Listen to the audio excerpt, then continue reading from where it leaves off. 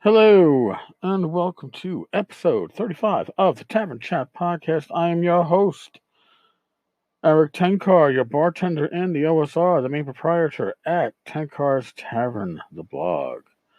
Today, I am going to talk about a few Kickstarters, mostly new, one old, and the return of the podcast. So, without further ado, we shall dive in to what it is we do. First Kickstarter I want to talk about. It's new. It's weird because the Kickstarters two of the Kickstarters, excuse me, I'm talking about are one's a second edition and one is a combined edition. So it's not like these products or these games are brand new. They are well supported, but they have new editions coming out, and it's kind of cool. The first one is the Black Hack. It's second edition. This is what's pretty amazing. Now, these numbers are converted from British pounds, so forgive me for the randomness of the goal for the Black Hack was 6,634. Now, with 11 days to go, it's at over 44,000 US dollars. That is fucking amazing. Really, I got to tip my hat to David Black, Peter Regan. They have done an excellent job with this Kickstarter and presenting what it has. I mean, I posted about this yesterday on the blog side, and what I really like, as somebody who has been known to occasionally critique Kickstarters, when you represent your pledge level in the main text, it does some important things. It gives you one place to look at it and compare as a consumer, which I think is great.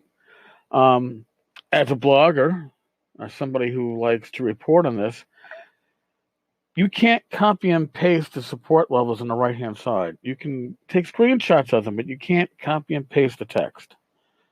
Having one spot where I can grab it all and put it into a blog post, and people can look at it and go, all right, so these are the 5 levels plus the retail level and level 0, which is no reward. I can see what I want. Oh, level 1 is. Level 3 is broken down.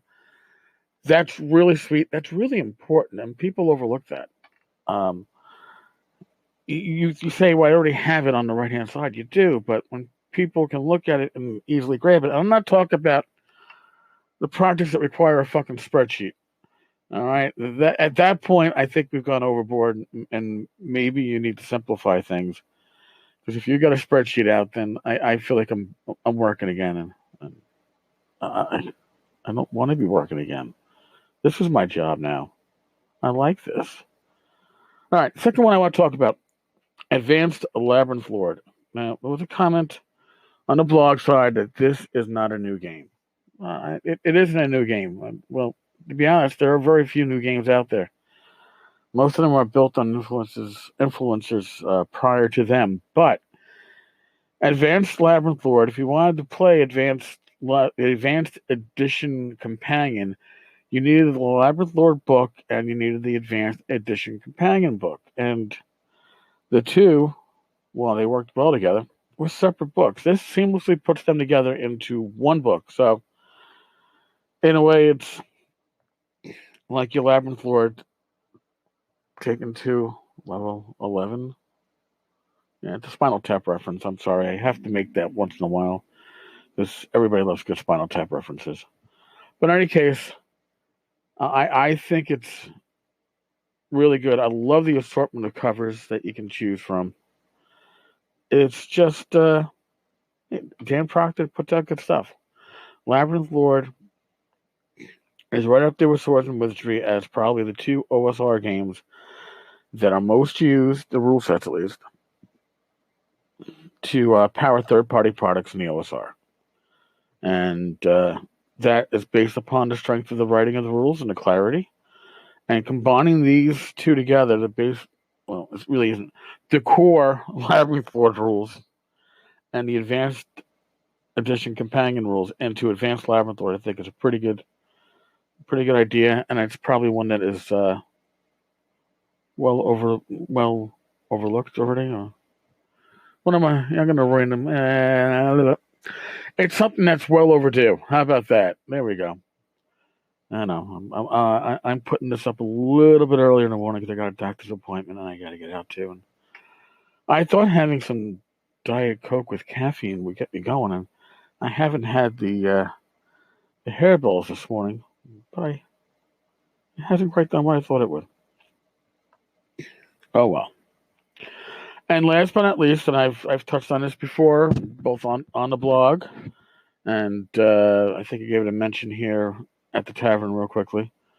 For Venture Conqueror King System Secrets of the Nether City. Now, Venture Conqueror King is pretty much built right off Labyrinth Lord. It is like Labyrinth Lord House Rules has a great system for creating your own classes that works not just with Labyrinth Lord, but with, and of course, like BX, but with other OSR games.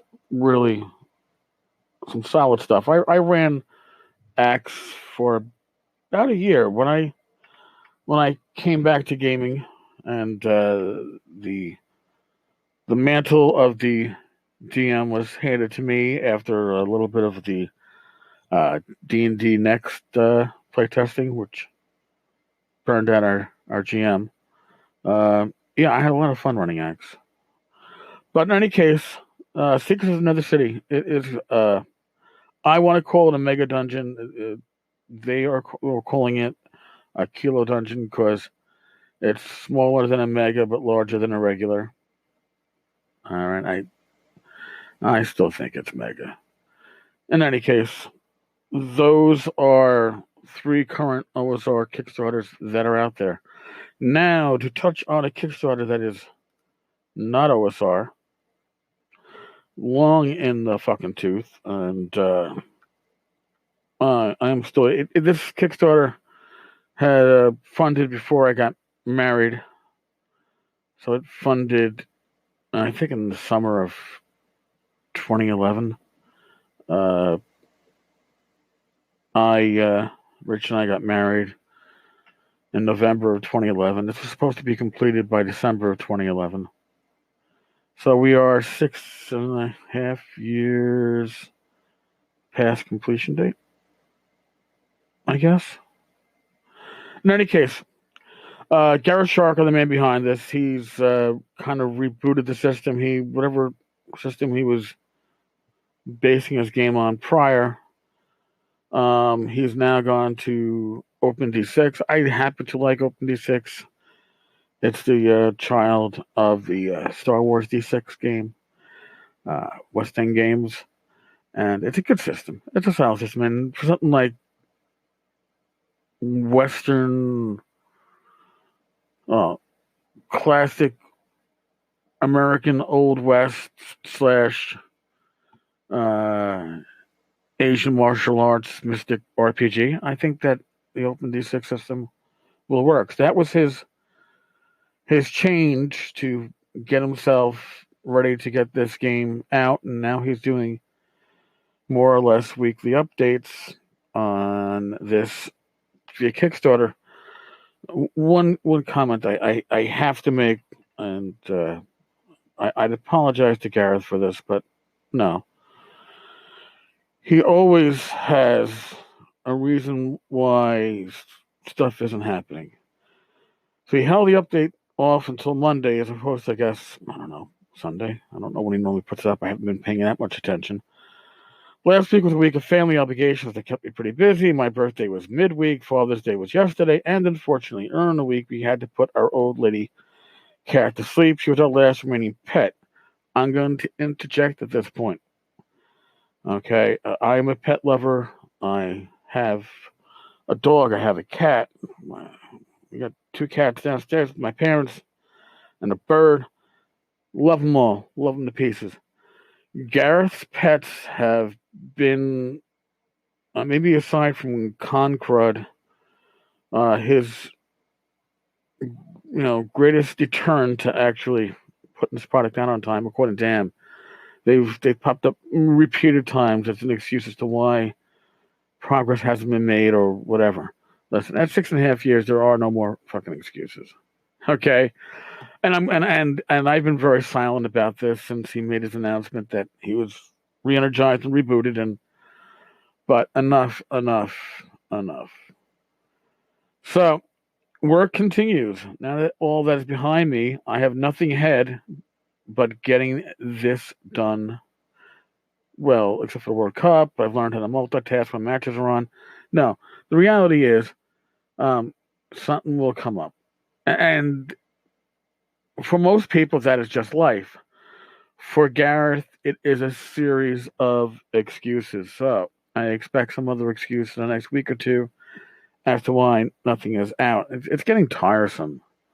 All right. I mean, I really had these high hopes, and I was willing to give him a little slack when he said, I'm going to be going with D6 and open D6 and yada. Yeah, my goodwill is done, man. My goodwill is done. So then he starts talking about backer exclusive release, Legends of the Far West, which is a collection of fully developed NPCs, each with a collection of adventure and encounter hooks. So you can drop them in your games. We made the switch over to the D6 Plus system. It'll also feature a bunch of ready-to-make templates as well. So you can do fast characters. Then Black Crow, the Far West card game, ready to go. Listen, nobody gives a shit about this stuff. Didn't even realize this stuff existed. I want my core book. Okay? That's really all I wanted. I don't care what's coming after it. I really don't give a flying fuck. I want the core book. I mean, and I didn't want it for a while. I gave up on it. But when I saw what was coming up, and I was like, oh, okay, we're going to open the sec. I can dig that system. It kind of excited me. Well, my excitement is waning as we are getting nothing but excuses. And coming later is, I don't give a, who cares? Arrgh. All right. Yeah, no, I get worked up over Far West. No, really I do. But on a more exciting note, Old School Blues. You remember this podcast? One that I did with Vince Florio? Well, guess what? It is back. It's back not just as a podcast that's being distributed by Anchor, but it's also back as a YouTube. The link is in the Facebook channel. I'm going to put the links to the blog post that will go along with this. Yeah. So, Old School Blues is back. Vince Florio, Glenn Hallstrom, myself.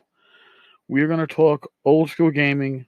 We are going to throw it back and forth between us. It should be a lot of fun.